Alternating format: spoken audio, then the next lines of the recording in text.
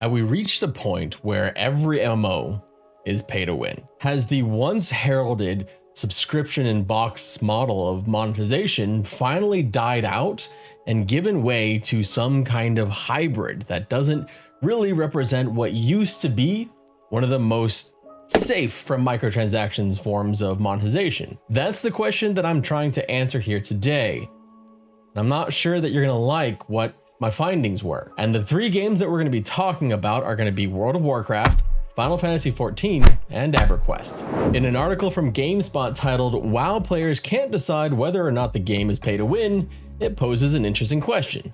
Does World of Warcraft's game token, which can be sold for in-game currency, essentially allowing you to purchase gold, legally, make the game pay to win? Well, this is the kind of question that could be asked about a lot of the old box and sub games. Everquest, World of Warcraft, and Final Fantasy XIV are perhaps some of the best known, or at least the largest, games that use the box and subscription model for their payment, and they all have pretty big question marks. For old school MMO players, the box and subscription model is an attractive payment model for an MMO. It was what games like Everquest, Ultima Online, and World of Warcraft all relied on. The question back then wasn't really what model games would use, but rather how much it cost. Subscription fees would steadily rise, peaking at $14.99 a month, while game box prices and expansions remained relatively the same, with only a few divergences for small expansions.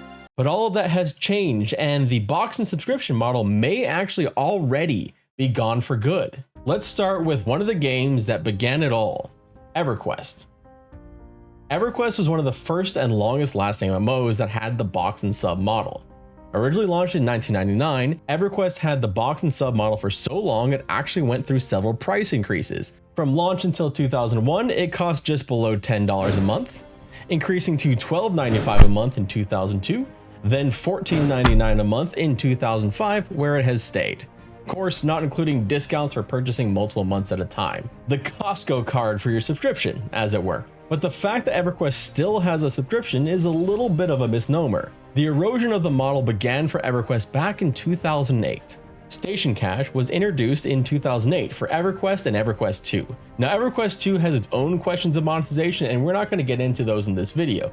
We're going to stick strictly to Everquest 1. In the frequently asked questions covering the announcement of the edition, there was a bit of, let's call it, careful language. There were three separate questions in the FAQ that I really want to hone in on. First, can I trade the items that I purchase with Station Cash? The answer? No. Currently the items sold are not tradable, which helps reduce and or prevent fraud. Now there's more on the tradability of items, but we're going to get to that a little bit later. The next point was more pertinent to the question of pay to win. It sounds as if Station Cash may give some players an unfair advantage. How is SOE preventing this? The answer? The Everquest and Everquest 2 development teams have chosen items carefully in an effort to avoid a disruption in gameplay balance. Rather, Station Cash and items purchased with Station Cash are intended to allow for convenience and added customization. Such items provide players with a unique gameplay experience for nominal fees. We understand that some players may not choose to purchase items. However, the option is available for all, leaving the choice in each player's hand. Now granted, that's not the most full-throated rebuttal of having pay to win. In fact, some of it sounds a little bit like a sales pitch for it, but at least they are still saying that there was going to be no pay to win in 2008. And the final question, does that mean that SOE is fundamentally changing the business model of Everquest and Everquest 2? Their answer, no. This is simply a means to give additional options to our player base. And this, I think it was kind of a lot. It didn't really make a lot of sense because by adding in microtransactions, it is a fundamental change to the business model. They were no longer relying simply on subscription models, and thus you had to build out other ways to monetize, and you had to devote other resources to maintaining and keeping the store worthwhile. The payment model for Everquest had changed and will continue to change over the next couple of years. Some of these options that they added to the store were experience potions and bag space. Those in itself can be argued as pay to win by a large section of the player base, while other parts of the player base, myself included, will consider that a pay for convenience, depending on how intense it is at least. A few years after adding Station Cash, to some, Sony broke their promise. adding gear with stats to the station store in March of 2011. Granted, this gear was catch-up gear, added across the game with the Underfoot expansion, which largely stripped away item identity from EverQuest, creating its own issues. But by adding it to the store in a small way, it did become possible to directly buy power, beyond extra storage space for bags, mounts, or potions. But the worst was still yet to come, and Defiant Armor would become one of those things that they just didn't really care about anymore. On the heels of adding Defiant gear to the store, EverQuest tried to juice its population by going free to play. This essentially made the subscription optional for the first time in EverQuest history. Optional is a strong word though, as honestly, for anyone serious about EverQuest, the subscription was necessary with restrictions to mercenaries, gear, content, etc. Not to mention that special servers like progression servers required a subscription. But nevertheless, this was just one more way EverQuest was stepping into a hybrid model. But perhaps the most insidious change was lurking right around the corner, a change that still divides the player base to this day, and for good reason. Chrono launched in 2015. Separate from the in-game store, this was a way to purchase game time at a premium, directly from Sony. What made this different is that these Chrono were tradable. EverQuest had officially made it possible to pay real money for in-game currency by using Chronos as the in-between. To say this was an earthquake to the EverQuest economy is an understatement. Log in today and you will often see items being sold in Chrono instead of Platinum, the native in-game currency. Chrono inflates the longer a server is active, causing mad rushes for players on new progression servers to farm Chrono, which they can then sell off the game for real-world money as well.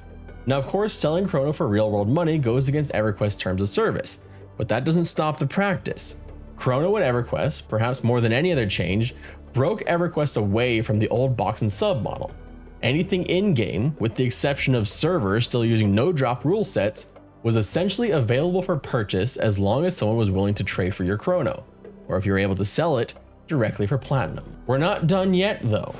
On the heels of Chrono in 2015, EverQuest gave players the options to boost their characters to level 85 with heroic characters in 2016. This provided full sets of gear, a mount, AAs, and some platinum. To EverQuest's credit, heroic character boosts have always been significantly below the maximum level of the live game. A boost to 85 meant little when the max level in 2016 was level 105, and then by 2017 it had raised to 110. The current level cap is 120, and the max heroic character boost was just changed to level 100. Finally, in 2021, EverQuest added perks, the latest crumbling of the model. And I actually covered this when it was originally announced on this channel. I'll link that video in the description if you want to take a look. Essentially what the perks did was they added an optional addition to the optional subscription. The perks range from not losing experience on death or a permanent 5% experience bonus to additional inventory slots and a 10% crafting bonus. Essentially, it was, as EverQuest, or at least as Sony Online would have called it, another unique way for players to enjoy the game. So we covered EverQuest, and these next two models are not quite as complex as what EverQuest has done in the time since it started as a subscription model and then moved into whatever the hell it is now. But there is a lot of similarities in some of the issues here, especially with the biggest MMO, World of Warcraft. World of Warcraft dipped its toes into the cosmetics for real money model in 2009 when it began selling the Celestial Steed mount, selling for what seemed like an astronomical amount of $25. The World of Warcraft fan base, or at least a large enough section of them, ignored the outrage over the addition and bought it in droves. The mount made World of Warcraft millions. Well, the items with the shop have since expanded, with over 20 mounts currently available for similarly high prices. Mostly cosmetic pets starting at $10, though they can also be used in pet battles, toys, which are essentially animations, and oh yes, transmogs. Though by comparison to other games, their section is still very limited. Transmogs in WoW are an appearance item for anyone who does not know. But then, of course, we have the character level boosts, which were added with Warlords of Draenor, and are currently $60 on the WoW store. These boosts bring you instantly to the last expansion's max level. currently raising you to level 60 with the current level cap being 70. In that sense, these are much more powerful than, say, the EverQuest heroic characters, which are significantly below max. But we have to get to the controversial one, the most controversial one. Even more controversial than the stupidly expensive mounts. The WoW token. Originally heralded as a way to combat gold farmers, the WoW token was implemented in 2015. It is by far the most divisive. It's a lot like the EverQuest Chrono, but with one distinct difference. The token cannot be traded. It can be sold on the auction house, and it can be purchased on the auction house, but it can't be traded directly from player to player, the way a Krono can in EverQuest. It's a small distinction, but still important. The argument for this being pay to win is it allows conversion for real world money into items in game, just with a few extra steps. While the question of whether or not WoW has become pay to win will be hotly debated on the Reddit threads, one thing isn't debatable. Microtransactions are here to stay. And like EverQuest, this is another formerly simple subscription model that has fallen prey to the creep of monetization. World of Warcraft in 2023 is no longer the monetization model that it once was.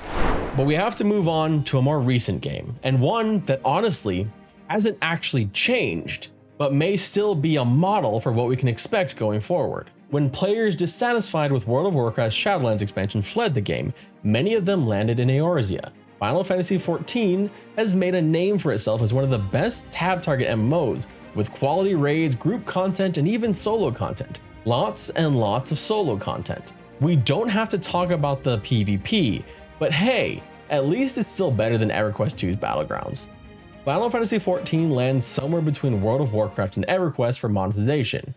The MOG station launched with the Realm Reborn. While it offers many more cosmetic purchases, housing item purchases, mounts, minis, etc. than it did then, and more than World of Warcraft, it's still lacking in some of the things that were really making World of Warcraft and EverQuest a bit closer, at least in argument, towards pay to win. Something the store does not offer is any way for you to pay money for game time that is transferable in some way to other players. Essentially, you cannot buy power in the same way as Chronos or WoW tokens.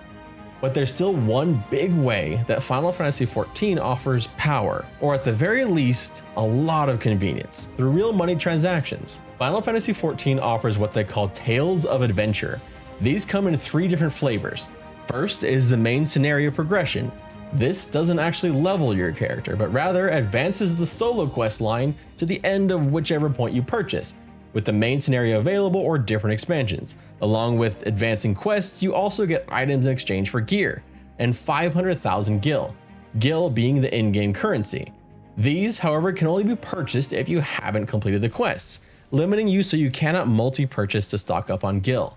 The second flavor is the hero's journey. This is a level boost. For $25, you can level any class to level 80, with appropriate gear and once again, 500,000 gil. These are again one-time use, but there are multiple classes, so you could purchase each class for one character in Final Fantasy XIV's system. The final boost is called the Retainer's Journey, which will level up your retainer. Retainers are special NPCs that can carry out some limited tasks for players like storing extra gil, selling items, or going on ventures to obtain specific items and or coins, but there are limitations on these boosts as they will only raise the retainer to the maximum level you have achieved. These boosts have been expanded, but have also always kind of been part of the model for Final Fantasy XIV, which begs the question, was Final Fantasy XIV ever really just a box and sub game? Or was it a box and sub game based on a new modern standard for the monetization model set forth by its predecessors EverQuest and World of Warcraft? That leaves essentially Embers adrift to carry on the model of the box and subscription, at least in its purest form. With these big MMOs going this way, the last vestiges of what was once the heralded and really only way that you could pay to play an MMO may have gone out the window. It may already be dead. And it makes me wonder, is it possible that we could ever get a game that is not going to have some sort of microtransactions?